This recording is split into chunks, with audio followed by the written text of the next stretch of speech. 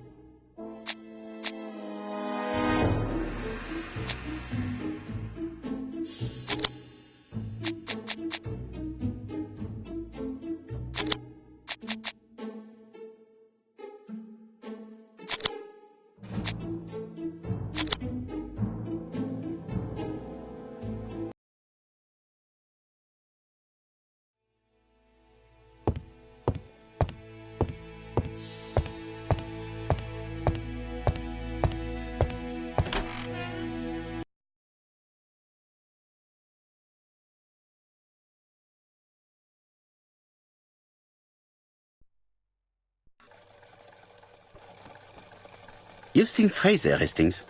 What is your feeling? He's a big chap. Fragile isn't exactly the word that springs to mind. I talked to his landlady before seeing him. She went to bed at 11. Fraser wasn't home yet. Bien. Megan Barnard said he is a reserved character but with a nasty temper. We will see if this is the case.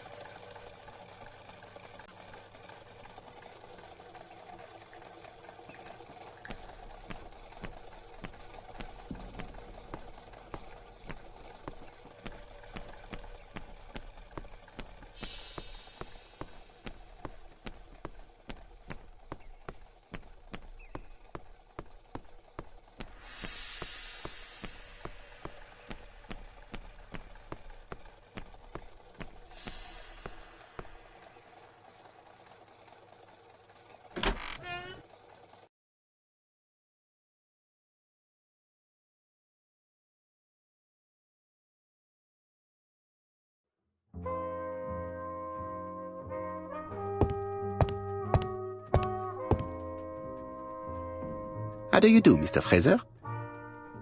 You Hercule Poirot. Mr. Hastings said you wanted to speak to me. Yes. I know that it may not be the right time, but I would like to ask you a few questions.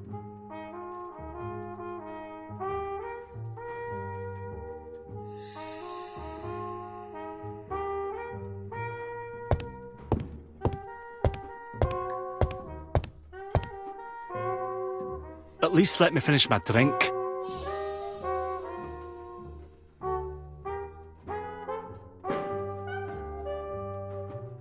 This man looks suspicious.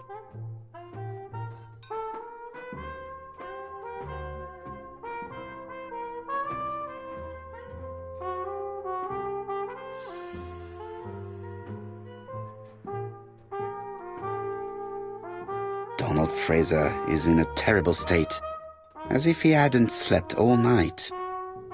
And he's drinking White Horse. Leave me alone.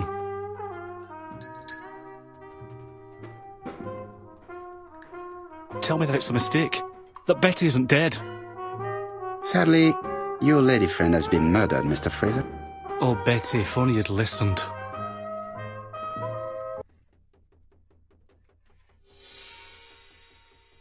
Did you visit Betty yesterday afternoon? No, I haven't seen Betty for 2 days. I was at the office yesterday afternoon. Can you prove that? Of course. But why this question? Betty died yesterday evening, didn't she?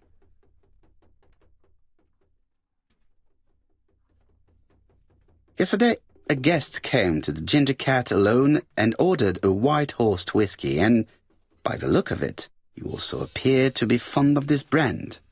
Yes, it's a good whiskey and not cheap. I only drink it on special occasions. Or tragic ones. I understand. Do you know what Betty's plans were yesterday evening? She said she was having dinner with her sister.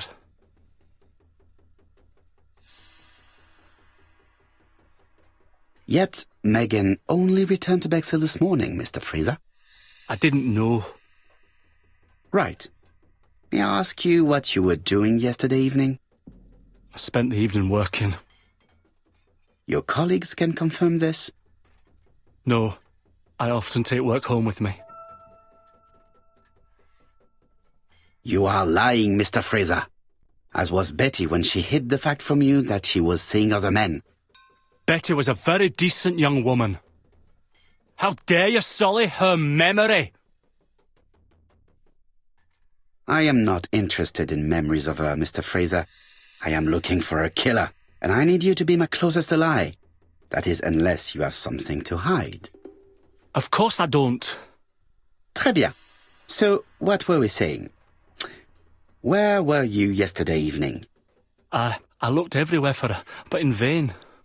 When she said she was going to have dinner with her sister on a weekday, I thought it was strange. I tried not to think about it, but I was like a lion in a cage. I was convinced she was lying. So I went round all the restaurants in the town. When I didn't find her, I went to the next town. But nothing.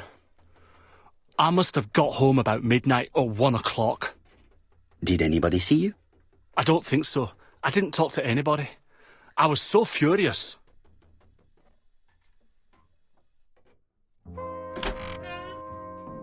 Ah, I knew I'd find you here, Poirot. I thought the victim's young man was here. Yes, is all yours, Chief Inspector. Let us now try and get our brain cells to work.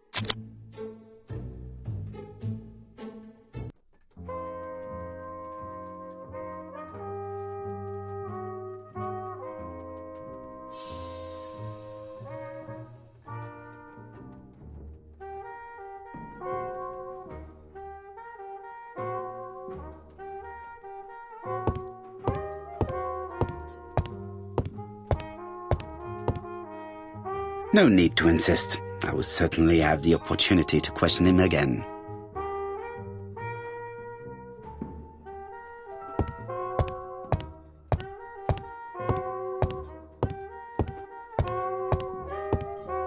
I don't want this young man here. Be quick and do what you must.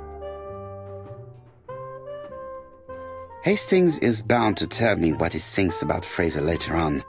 Now is not the right time. Hastings looks ill at ease. He really doesn't like Fraser.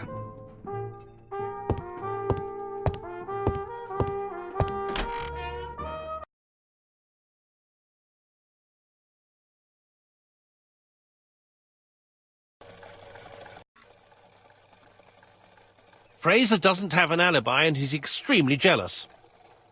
You are very skilled at summing up. And yet you haven't asked Japp to arrest him. It is too soon. But I agree, without the letters announcing the crimes, Fraser would already be behind bars. Bon, I think we have enough elements. Let's reconstruct the events at the scene of the crime. I can't imagine how the murderer wasn't seen, though. Surely she must have struggled. Let us try and imagine the scene.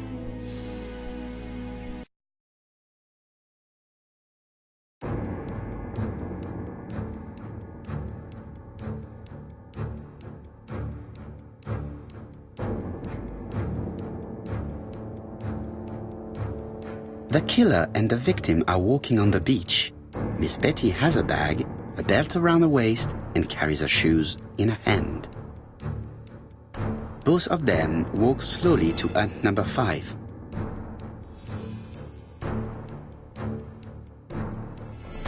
Both of them walk slowly to hut number 6.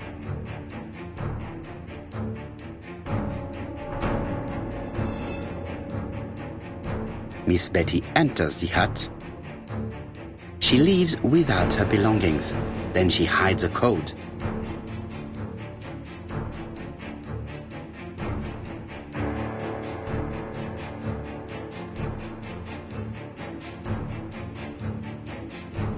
The killer tries to remove his victim's belt.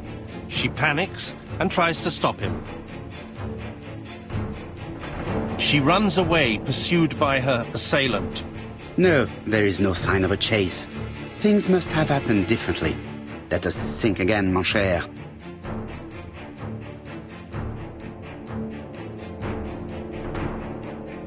The killer and the victim are walking on the beach. Miss Betty has a bag, a belt around her waist, and carries her shoes in her hand. Both of them walk slowly to hut number 5.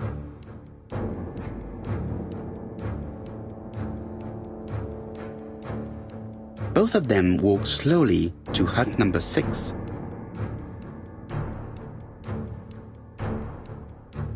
Miss Betty enters the hut. She leaves without her belongings. Then she hides a code.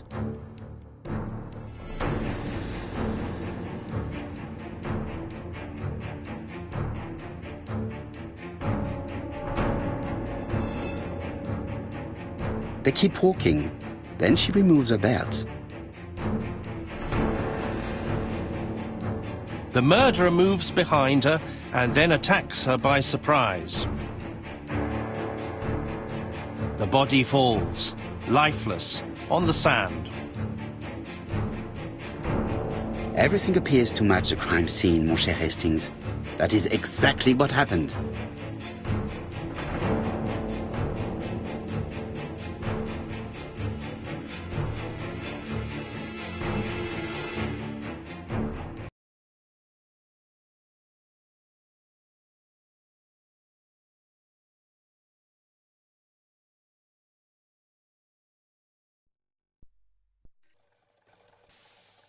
Without the ABC, we might have suspected Mr. Asher and Mr. Fraser. But by signing his crimes, the murderer is making sure he's accused. In a way, it is very generous of him. Generous? The murderer seduced Betty in order to lure her to the beach and kill her. Indeed, the young woman was certainly careless, but not stupid enough to follow a stranger. What are you planning to do, Poirot? Return to London, mon cher Hastings.